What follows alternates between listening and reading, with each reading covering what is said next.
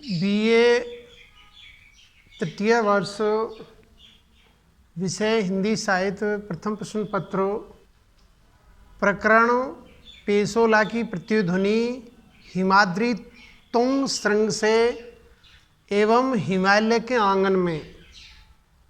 इन कविताओं की हम सप्रसंग व्याख्याएं करेंगे।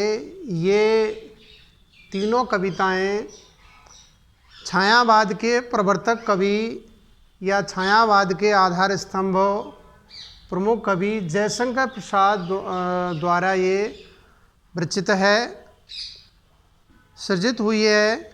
और तीनों कविताओं में देशभक्ति की भावना,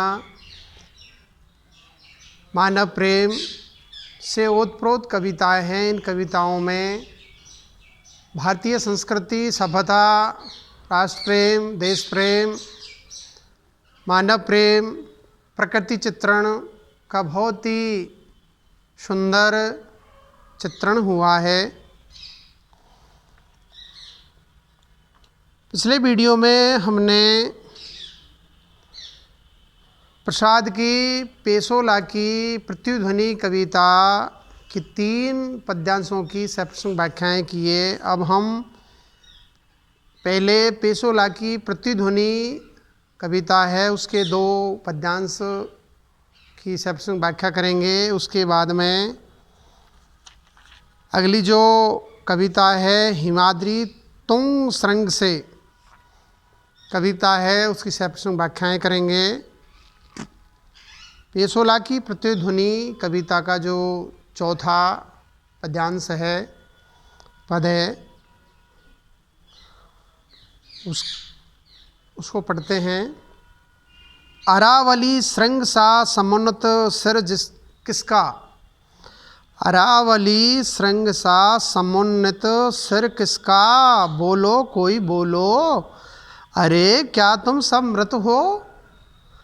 आहा इस खेवा की कौन थामता है पतवार, ऐसे अंधड़ में अंधकार पारावार गहन नियति सा उमड़ रहा है, ज्योति रेखाहीन क्षुब्ध हो खींच ले चला है काल धीवर अनंत में, सांस सफरी सी अटकी है किसकी आशा में। तो ये पद्यांश है। अब हम इसकी सप्रसंग व्याख्याएं करेंगे। व्याख्या के 4 सोपान, संदर्भ, प्रसंग, भावार्थ और काव्य सौंदर्य, इन 4 सोपानों के आधार पर इसकी हम विश्लेषण या विवेचना करते हैं। तो नंबर 1, प्रस्तुत पद्यांश हमारी पाठ्य पुस्तक आधुनिक हिंदी कविता में संकलित लहर नामक जो प्रसाद की काव्य कृति है उसमें संकलित पेसोला की प्रतिध्वनि कविता से उद्धृत है। प्रसाद छायावाद के प्रवर्तक कवि हैं, प्रमुख कवि है। छायावाद की जो वृद्धत्रयी 3 कवियों की जो श्रृंखला है जिसमें प्रसाद, पंत, निराला है, उसमें प्रसाद जी प्रमुख हैं, पहले कवि हैं। उन्होंने इस कविता का सृजन किया है। अब हम इसका जो दूसरा सोपान है व्याख्या का, इसका प्रसंग देखते हैं। इसमें कवि प्रसाद देशवासियों से कहते हैं कि महाराणा प्रताप द्वारा छोड़ा गया जो अधूरा कार्य है उसको कौन पूरा करेगा। देश के वीरों का आह्वान किया गया है प्रस्तुत कविता के अंदर। अब हम इसका भावार्थ देखते हैं। आज अतीत की गौरव गरिमा से किसका सिर अरावली पर्वत की चोटी की तरह ऊंचा है, अर्थात कौन गरिमा में जीवन जीना चाहता है, बोलो अरे कोई तो इस आह्वान का उत्तर दो, मेरे प्रश्न का उत्तर दीजिए। क्या तुम सब मरे हुए अर्थात सब तरह से दीनहीन हो, नामर्द हो, आपको साफ सूंघ गया है क्या। यह कितने दुख का विषय है कि आज भारत की स्वतंत्रता प्राप्ति रूपी नाव की पतवार थामने वाला कौन हो सकता है। इस निराशा रूपी आंधी में स्वतंत्रता रूपी नाव को कौन पार लगा सकता है। हम भारतीयों के सम्मुख इस समय निराशा रूपी अंधकार का अपार अथाह समुद्रो विद्वान, यह हमारे दुर्भाग्य सा अतीव दुस्तर है। इस अपार सागर में लहरों की उमड़ घुमड़ बढ़ रही है, रेखाहीन और क्षुब्ध आशा रूपी प्रकाश की चमक भी है। कवि का आशय कि मातृभूमि को स्वाधीन कराने में यद्यपि अनेक बाधाएं हैं, दुस्तर सागर जैसी परेशानियां हैं, फिर भी राणा प्रताप की तरह कोई न कोई ऐसा सपूत हो सकता है जो स्वाधीनता रूपी नाव को पार लगा सकता है, गौरव की रक्षा कर सकता है। परंतु दुर्भाग्य से वह क्षीण आशा रूपी ज्योति अभी स्पष्ट नहीं दिखाई दे रही है। कभी बहुत वेदना के साथ कहता है कि आज मेवाड़ और पिछोला झील महाराणा प्रताप के बिना सूने हैं। राणा प्रताप की ओजस्वी वीर घोषणा को हुए काफ़ी समय बीत गया है। काल रूपी धीवर नाविक उस ऐतिहासिक क्षण तथा पात्र को अपने अनंत में विलीन कर चुका है। फिर भी हमारी सांसें उसी साहसी घोषणा को सुनने की आशा में उसी तरह अटकी हुई है जिस तरह जल के लिए मछली की सांस अटकी रहती है। तो ये इस पद्यांश का भावार्थ है। अब हम इसका काव्य सौंदर्य देखते हैं। स्वतंत्रता प्राप्ति से पूर्व की रचना होने से इसमें देशवासियों को गौरव गरिमा की रक्षा के लिए कवि ने ललकारा है, आह्वान किया है। इसी कारण सभी को मृत बताया है। देश की स्वतंत्रता को नाव का रूपक देकर सुंदर ओजस्वी भावों की अभिव्यक्ति हुई है। और प्रस्तुत पद्यांश में ओज गुण वीर रस का परिपाक हुआ है। और पद्यांश में रूपक उपमा आक्षेप विरोधाभास अलंकारों का प्रयोग हुआ है। शब्दावली तत्सम प्रधान गयता और भावाव्यक्ति प्रशस्त है, देखने योग्य है। और प्रस्तुत पद्यांश की भाषा शैली से सरल और कवि के भावों को व्यक्त करने में पूर्ण रूप से सशक्त और समर्थ है। अब हम 5वां पद है पेशोला की प्रतिध्वनि का अंतिम पद है, उसकी सप्रश्न व्याख्याएं करेंगे। तो पहले पढ़ते हैं।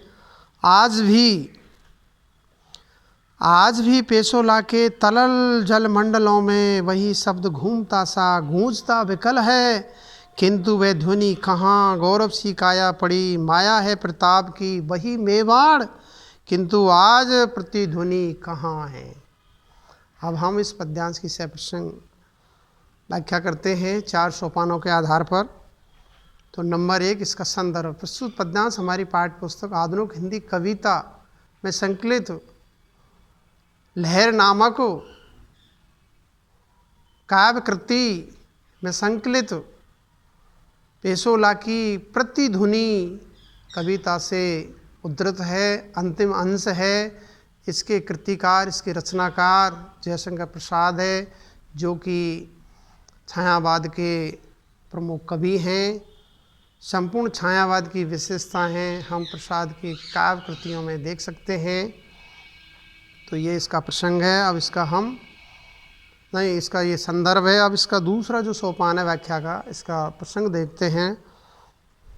प्रस्तुत पद्यांश में कवि ने महाराणा प्रताप की उस ऐतिहासिक वीर घोषणा का महत्व बतलाया है जिसकी प्रतिध्वनि आज भी पिछोला झील में गूंजती रहती है। पिछोला झील उदयपुर में स्थित है और इसमें महाराणा के प्रतीक और अवशेष, उसकी वीरता की गाथा हम बखूबी आज भी क्या है एक खंडर के रूप में हम देख सकते हैं।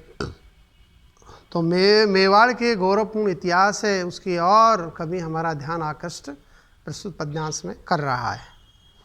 अब हम इसका तीसरा सोपान भावार्थ देखते हैं। कभी मेवाड़ के गौरवपूर्ण इतिहास का स्मरण करते हुए कहता है कि आज भी सैकड़ों वर्ष बीत जाने पर भी पिछोला झील की चंचल तरंगों और जलावर्तों में राणा प्रताप का वही ओजस्वी स्वर निरंतर घूमता हुआ सा गूंजता रहता है। अर्थात आज भी पिछोला झील की तरंगों में महाराणा प्रताप की प्रतिध्वनि गूंज रही है, परंतु अब वह वास्तविक ध्वनि नहीं है।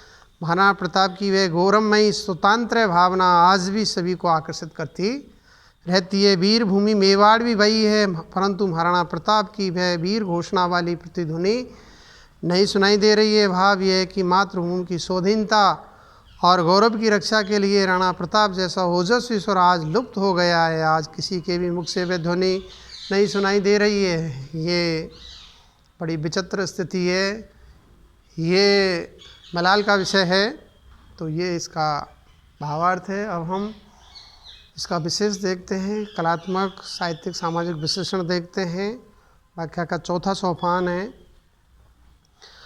आज मेवाड़ में शुद्ध पद्यांश में, आज मेवाड़ में महाराणा प्रताप के समान साहसी आचरण की कमी पर अफसोस व्यक्त हुआ है। कभी मातृभूमि की स्वाधीनता के लिए न केवल मेवाड़ में अपितु सारे भारत में उस साहसी प्रतिध्वनि को सुनना चाहता है।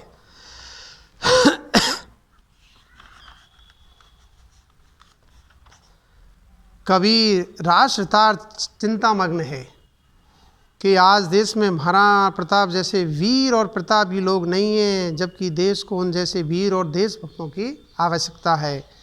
कभी आज भी समूह उसी वीर भूमि मेवाड़ में उसी साहस और वीर ध्वनि की अनुगूंज सुनना चाहता है जो महाराणा प्रताप के समय गूंजती थी।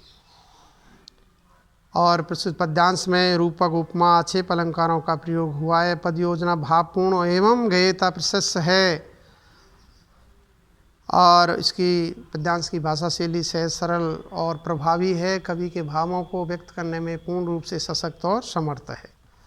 तो ये हमने पेशोला की प्रतिध्वनि को, संपूर्ण कविता को हमने इसका भावार्थ, इसकी सफिशिएंट व्याख्याएँ कर लिए। अब हम अगली जो कविता है प्रसाद की हिमाद्री तुंग श्रृंग से,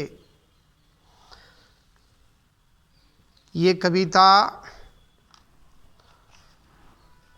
की हम पहले संक्षिप्त जानकारी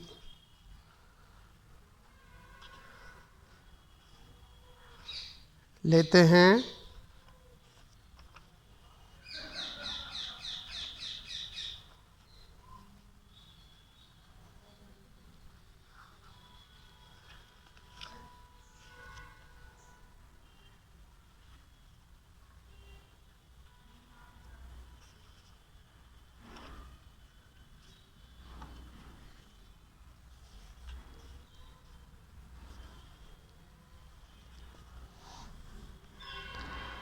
तो इस कविता का थोड़ा सा हम हिमाद्री तुंग श्रृंग, ये प्रयाण गीत है और कवि प्रसाद ने ये भाव व्यक्त किया है कि हम भारतीय प्राचीन आर्य संस्कृति गौरव गरिमा से मंडित हैं। हम अमीरों की श्रेष्ठ संतान, सूरवीर और साहसी, इसलिए हमें अपना तथा अपने देश का भविष्य उज्जवल बनाए रखने के लिए सदा प्रगति पथ पर बढ़ते रहना चाहिए। अमर्त वीर पुत्र हो, दृढ़ प्रतीक सोच लो, प्रशस्त पुण्य पंथ है, बढ़े चलो बढ़े चलो। प्रसाद द्वारा रचित यह गीत अंग्रेजों के शासनकाल में रचा गया है। उस समय मातृभूमि पराधीन थी, इसलिए कवि प्रसाद ने ओजस्वी स्वर में यह भाव व्यक्त किया है कि हमें पराधीन देश का उद्धार करना है। पराधीन देश का हमें हर हाल में उद्धार करना है। हमें हिमालय के उच्च शिखर से अत्यंत चेतनाशील और पवित्र वाणी की देवी सरस्वती पुकार रही है कि देश की स्वतंत्रता के लिए तुम दृढ़ प्रतिज्ञा लेकर आगे बढ़ो। इस तरह सदा आगे बढ़ते रहने से देश का तथा समस्त भारतीयों का जीवन पथ प्रशस्त होकर पवित्र भैरव आदि से संपन्न हो जाएगा। अतएव सभी भारतीय अपने देश के शत्रुओं को ललकारते हुए अपने शौर्य का प्रदर्शन करें और सदा विजयी बने। ऐसा करने से तथा निरंतर प्रगति पथ पर बढ़ने से मातृभूमि भारत की उन्नति अवश्य हो सकेगी और हमारी स्वतंत्रता की रक्षा भी हो सकेगी। तो ये जो कविता है हिमाद्री तुंग श्रृंग से महाकवि प्रसाद द्वारा रचित चंद्रगुप्त नाटक है, उससे उद्धृत है, अवतरित है और ये लिया गया है। तो पहले हम पद्यांश को पढ़ते हैं। छठी जो व्याख्या है, हिमादि तुरंग श्रृंग से प्रबोध शुद्ध भारती, स्वयं प्रभा समुज्ज्वला स्वतंत्रता पुकारती, अमर्त्य वीर पुत्र हो दृढ़ प्रत्यक सोच लो, प्रशस्त पुण्य पंथ है बढ़े चलो बढ़े चलो। अब हम प्रस्तुत पद्यांश की सप्रसंग व्याख्याएँ करेंगे, जो कि व्याख्या के 4 सोपान होते हैं: संदर्भ, प्रसंग, भावार्थ और काव्य सौंदर्य। तो नंबर 1 इसका हम संदर्भ देखते हैं। प्रस्तुत पद्यांश हमारी पाठ्य पुस्तक आधुनिक हिंदी कविता में संकलित हिमादि तुरंग श्रृंग से, जो कि चंद्रगुप्त नाटकों से उद्धृत है, और इसके रचयिता जयशंकर प्रसाद हैं। अब हम इसका प्रसंग देखते हैं। ये प्राण गीत है, प्रयाण गीत। इसमें भारतीय गौरव गाथा तथा देश की आज़ादी का सुंदर आह्वान करके प्रगतिशील स्वर व्यक्त हुआ है।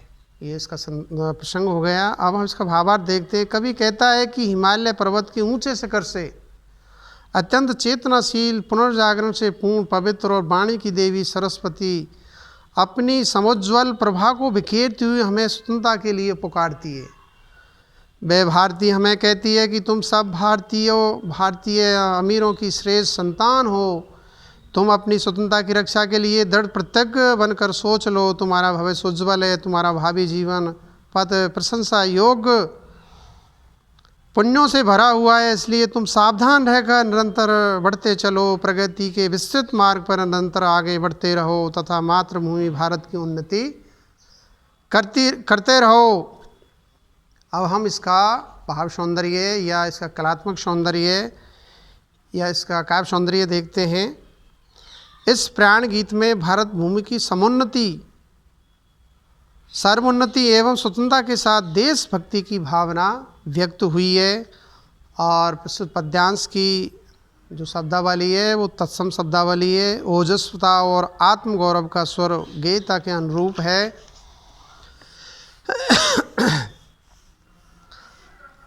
आप दूसरा पद पढ़ते हैं इस कविता का। वैसे क्रम से 7वां पद है।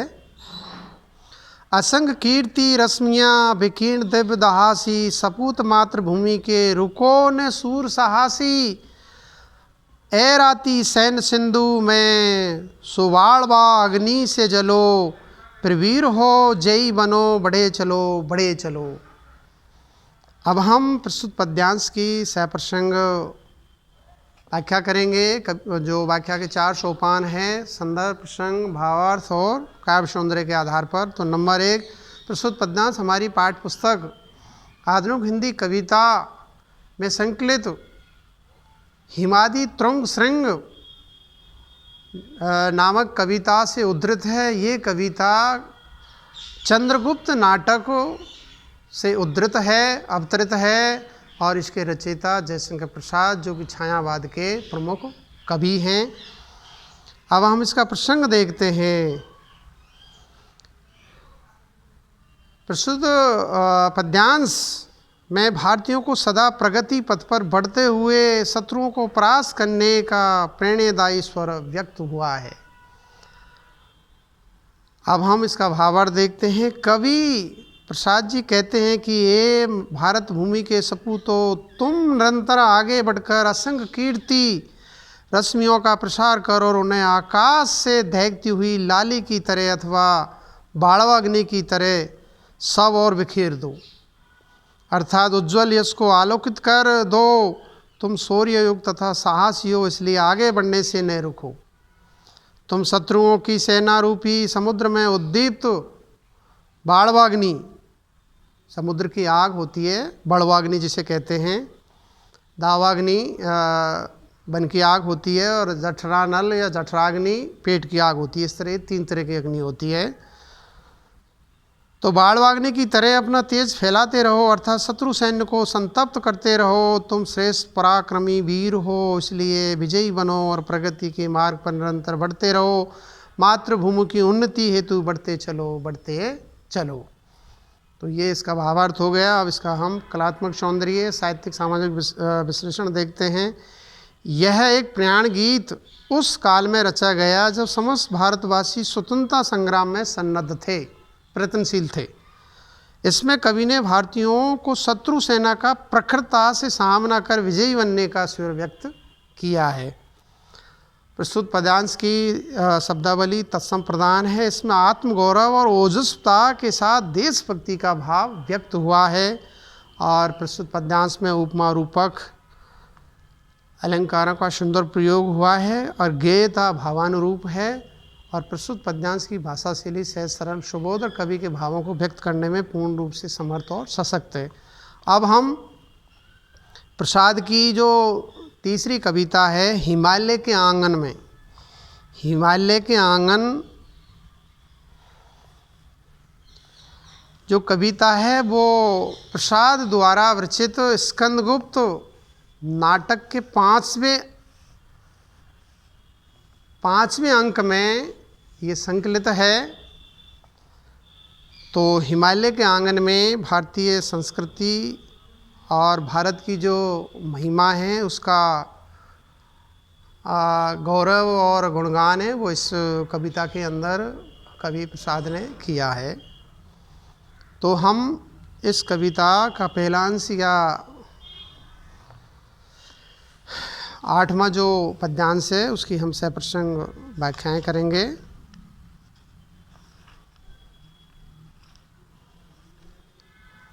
हिमालय के आंगन में उसे प्रथम किरणों का दे उपहार, उषा ने हंस अभिनंदन किया और पहनाया हीरक हार।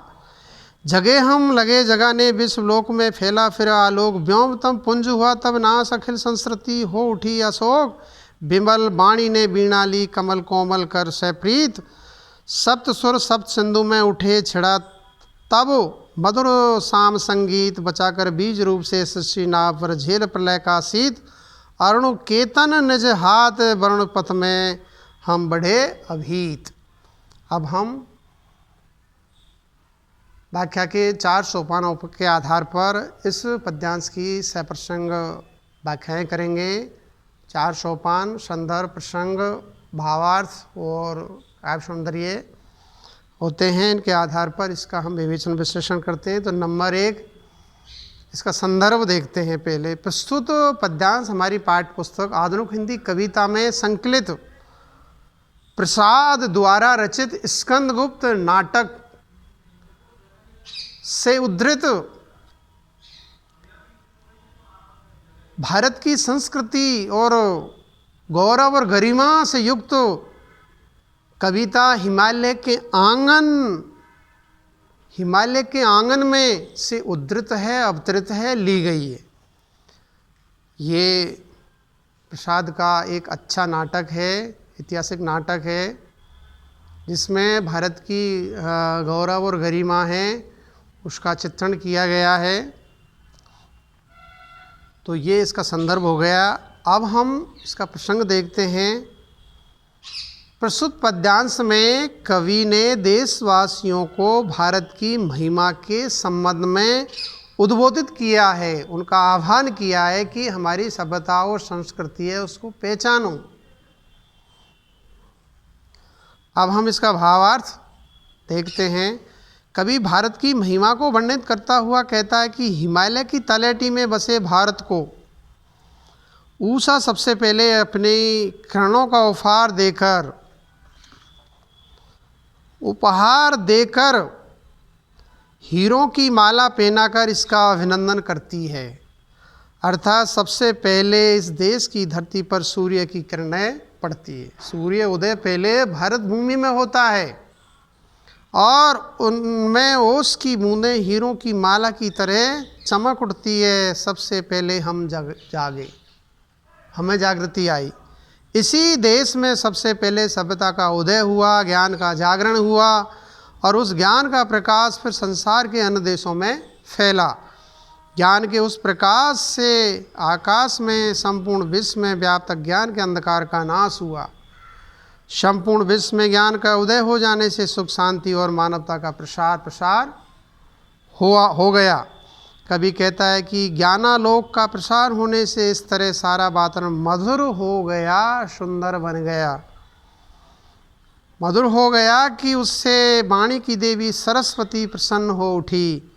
तब ज्ञान की देवी सरस्वती ने प्रतिपूर्वक अपने कमल के समान कोमल हाथ में वीणा उठाई और उस वीणा से निकले संगीत के 7 स्वर सारे गामा पाधानी सा, सातों समुद्र संपूर्ण विश्व में गूंज उठे। चारों ओर शाम गान होने लगा।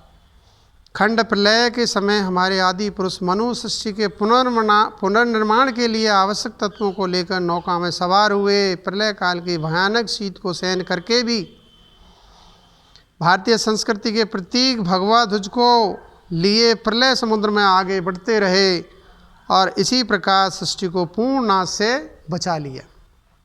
अब हम इसका काव्य सौंदर्य देखते हैं, सामाजिक साहित्यिक विश्लेषण करते हैं।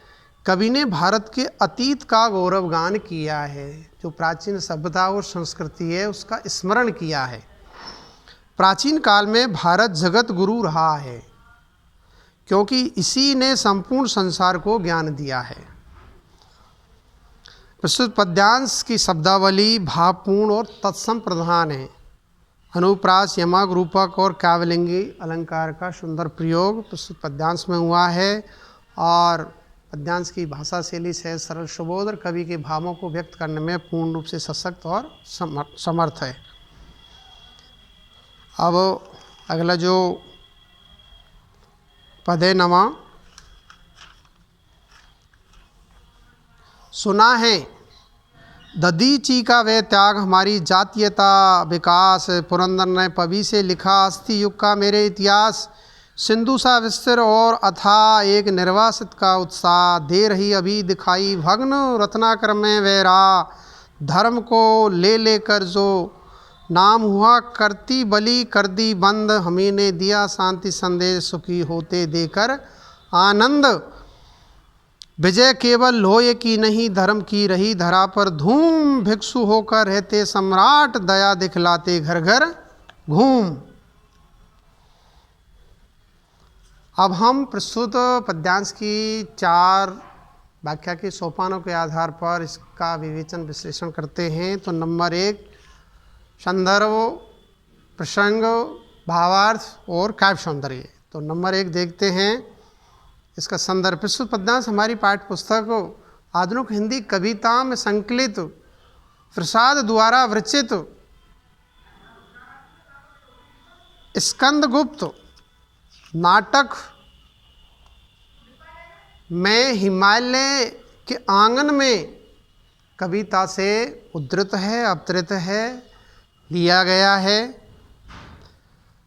ये इसका संदर्भ हो गया। अब हम प्रसंग देखते हैं। प्रस्तुत पद्यांश में भारत के अतीत का गौरव गान किया गया है। अब हम इसका भावार्थ देखते हैं। कवि प्रसाद कहते हैं कि हमारे देश में महर्षि दधीची ने जो त्याग किया था उस संबंध में हम अच्छी तरह जानते हैं। उस त्याग से आर्यों की जातीयता के विकास का पता चल जाता है। इंद्र ने महर्षि दधीची की हड्डियों से वज्र का निर्माण कर राक्षसों का संहार किया था, विनाश किया था। उस घटना से भारत के अस्थि युग का इतिहास ज्ञात हो जाता है। कैकेयी के द्वारा मांगे गए वरदान से राजा दशरथ ने श्री राम को 14 वर्ष का वनवास दे दिया था। तब श्री राम ने अत्यधिक उत्साह के साथ अथाह और विस्तृत समुद्र पर सेतु बांधकर समुद्र को पार कर दिया था। आज भी समुद्र में उस सेतु बंधन के सूक्ष्म अवशेष स्पष्ट दिखाई दे रहे हैं। हमारे देश में प्राचीन काल में धर्म के नाम पर पशुओं की जो बलि दी जाती थी उसे हमने बंद कर दिया और हमने ही सारे संसार को शांति, सुख और आनंद का संदेश प्रदान किया। इस संसार में केवल हथियारों से विजय नहीं होती है। इस धरती पर धर्म की पताका सदा फहराती रही है। यहाँ के राजा अपने कोष का दान कर प्रजा का पालन करते थे। वे सम्राट भिक्षु बनकर जनता के बीच घूमते रहते थे और सभी पर दया भाव रखते थे। इस प्रकार प्राचीन काल में भारत का परिवेश उदात्त महिमाओं से व्याप्त रहता था। ये इसका भावार्थ हो गया। अब हम व्याख्या का चौथा जो सोपान है, कलात्मक सौंदर्य या काव्य सौंदर्य या विशेष या फिर साहित्यिक सामाजिक विश्लेषण देखते हैं। प्रस्तुत पद्यांश में कवि ने महर्षि दधीची के त्याग और श्री राम के उत्साह का वर्णन कर भारतीयों की त्याग भावना, दयाशीलता, उदारता का सुंदर चित्रण किया है। हमी ने दिया शांति संदेश कथन से कवि ने महात्मा बुद्ध के उपदेशों की ओर संकेत किया है। इसी प्रकार भिक्षु होकर रहते सम्राट कथन से कवि ने ऐतिहासिक प्रसंगों की ओर संकेत किया है। राजा रघु साल में एक बार अपने संपूर्ण कोष का दान कर देते थे और राजा हर्षवर्धन भी प्रयागराज में प्रतिवर्ष अपना सारा खजाना दान में बांट देते थे। उस दिन स्वयं भिक्षु के समान अकिंचन बन जाते थे। भारतीय संस्कृति और इतिहास की गौरवमयी परंपरा को उल्लेख कर राष्ट्र प्रेम की वंदना हुई है। प्रस्तुत पद्यांश की शब्दावली तत्संप्रदान है। अनुप्रास, काव्यलिंगी उल्लेख और प्रयोक्ति अलंकार का सुंदर प्रयोग हुआ है। छंद की चरणानंद तुकबंदी उचित ही है और प्रस्तुत पद्यांश की भाषा शैली से सरल, सुबोध और कवि के भावों को व्यक्त करने में पूर्ण रूप से समर्थ और सशक्त है। आज इतना ही। धन्यवाद, नमस्कार और अगले वीडियो में हम चर्चा करेंगे।